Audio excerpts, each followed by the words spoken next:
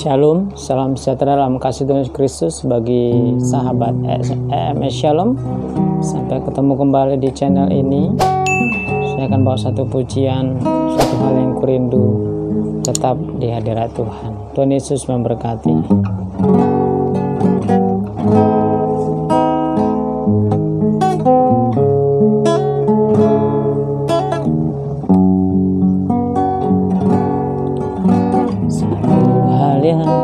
Ku rindukan ya Tuhan, selalu berada di dekat-Mu dengan segenap hati, dengan segenap jiwa. Ku memuji di hadirat-Mu.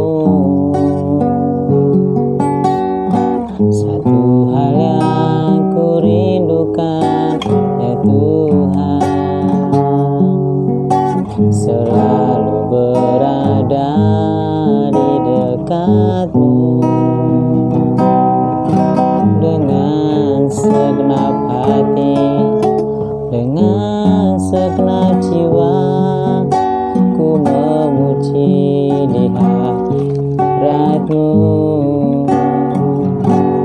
Lebih dalam lagi ku rindukan Tuhan, lebih dari segala yang ada.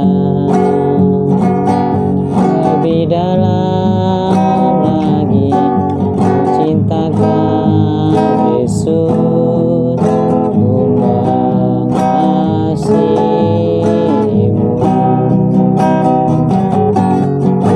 Dalam lagi rindukan Tuhan, lebih dari segala yang ada. Lebih dalam lagi ku cintakan Yesus, ku mengasihi-Mu.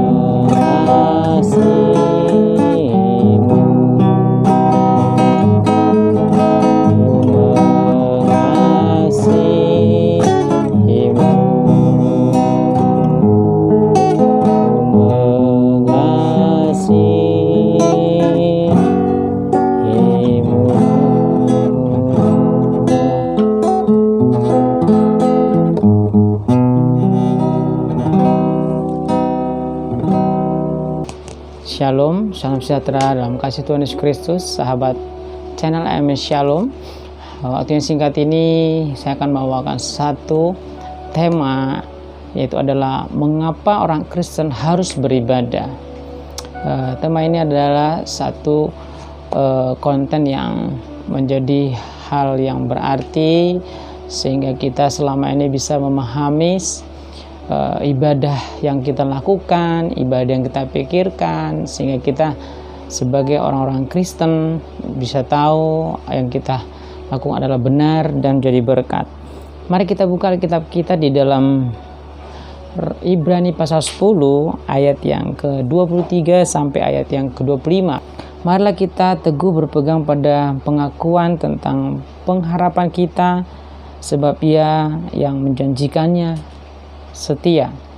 Dan marilah kita saling memperhatikan supaya kita saling mendorong dalam kasih dan dalam pekerjaan baik. Janganlah kita menjauhkan diri dari pertemuan-pertemuan ibadah kita seperti dibiasakan oleh beberapa orang, tetapi marilah kita saling menasehati dan semakin giat melakukannya menjelang hari Tuhan mendekat. Saudara kasih dalam Tuhan, saya lihat dalam perikop ini ada 3 kalimat yang kita lihat merupakan sesuatu hal yang penting. Saya katakan tadi bahwa tema yang saya bawa adalah kenapa orang Kristen harus beribadah. Kata yang pertama adalah di dalam Ibrani pasal 10 ayat 23 dikatakan kata mengajak. Dia berkata demikian, marilah kita teguh berpegang pada pengakuan tentang pengharapan kita, sebab Ia menjanjikan setia. Dan kata kalimat yang kedua adalah Ibrani pasal 24 dikatakan juga, marilah kita saling memperhatikan supaya kita saling mendorong dan dalam kasih dan dalam pekerjaan baik. Namun kita lihat ada yang lebih serius lagi di dalam ayat yang 25 dikatakan, di sini dikatakan janganlah kita menjauhkan diri dari pertemuan ibadah kita seperti yang dilakukan beberapa orang, tetapi marilah kita saling menasihati semakin giat melakukannya menjelang hari Tuhan mendekat. Nah, di sini saya lihat ini adalah kata yang melarang. Kata jangan yang dipakai di sini bukan untuk melarang, tetapi memperingatkan. Dan ini merupakan hal yang serius.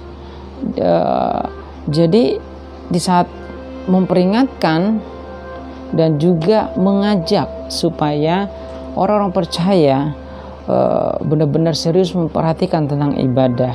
Nah, ini menunjukkan bahwa ibadah itu sangat penting. Nah, kita lihat di sini adalah bahwa di dalam perjanjian lama juga ibadah itu sudah ditekankan merupakan sesuatu hal yang serius.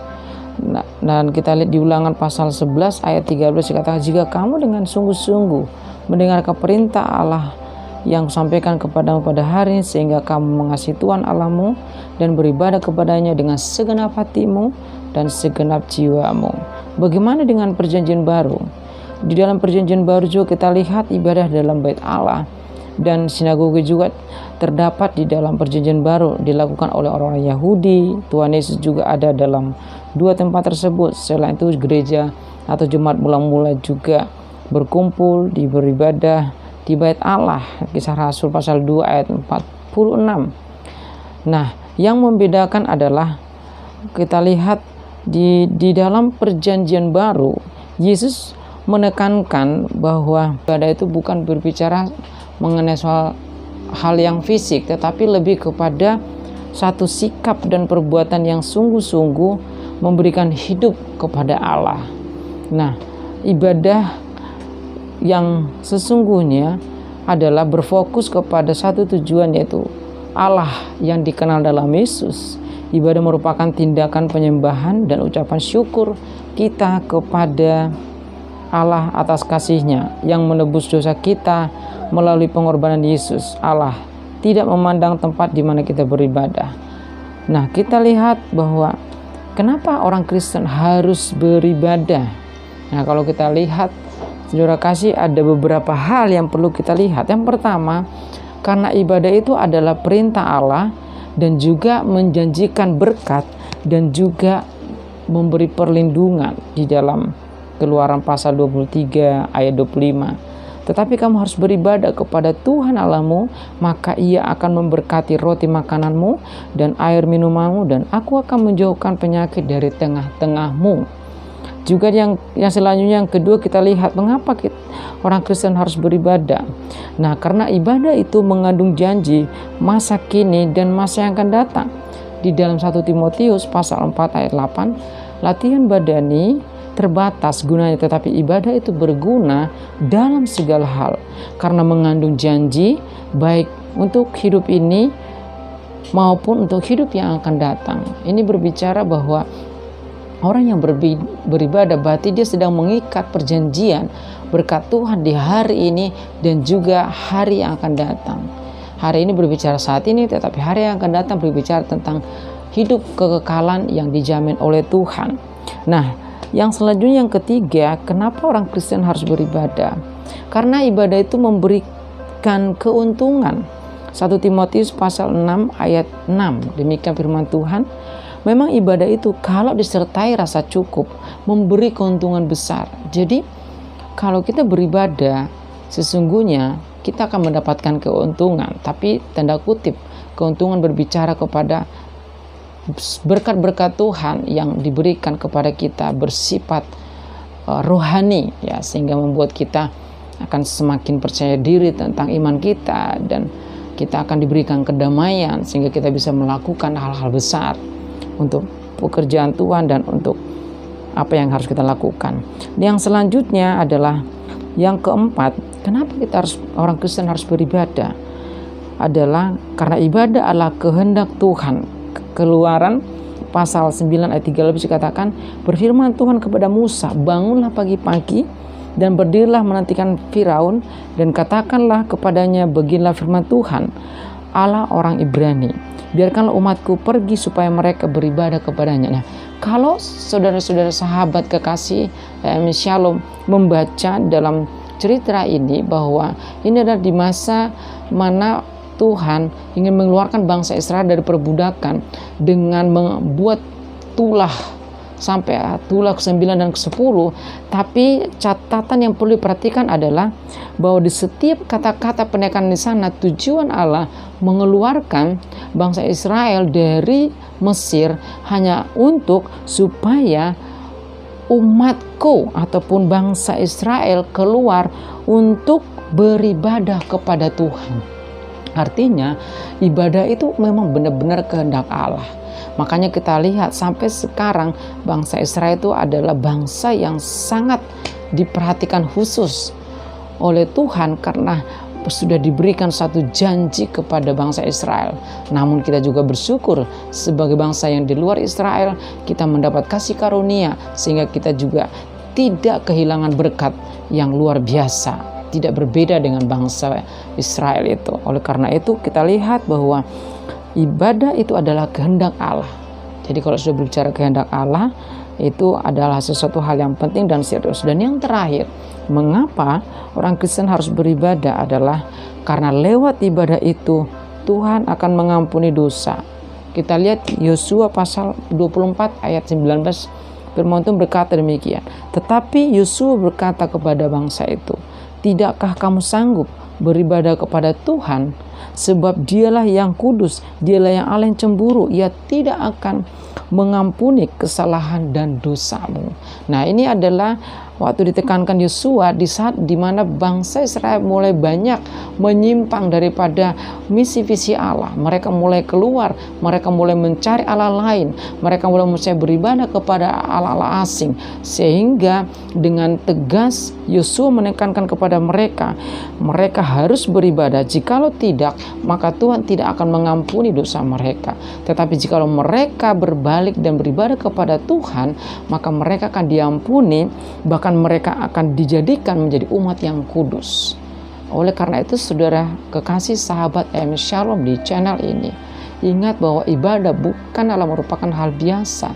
Ibadah itu adalah perintah Tuhan, dan ibadah itu adalah satu mengandung janji berkat-berkat Tuhan, baik berkat rohani, baik berkat jasmani. Dan terlebih lagi dia juga ibadah itu memberikan perlindungan kepada kita, dan ibadah itu juga mengandung janji saat ini dan masa kekekalan kelak, dan juga ibadah itu memberikan keuntungan. Oleh sebab itu ibadah harus sungguh-sungguh, harus dihormati, harus dihargai, dan ibadah itu adalah kehendak Allah. Dan yang terakhir, ibadah itu adalah tujuan Allah untuk mengampuni umat-umatnya, supaya umat-umatnya dibenarkan, dikuduskan, dan mereka beroleh kasih karunia Tuhan. Oleh karena itu, nikmatilah ibadah yang sungguh-sungguh, carilah beribadah yang benar kepada Tuhan, dan terimalah berkat-berkat Tuhan. Biarlah renungan singkat ini memberkati kita sehingga kita menikmati ibadah yang benar dan sungguh-sungguh di hadapan Allah. Tuhan Yesus memberkati. Shalom.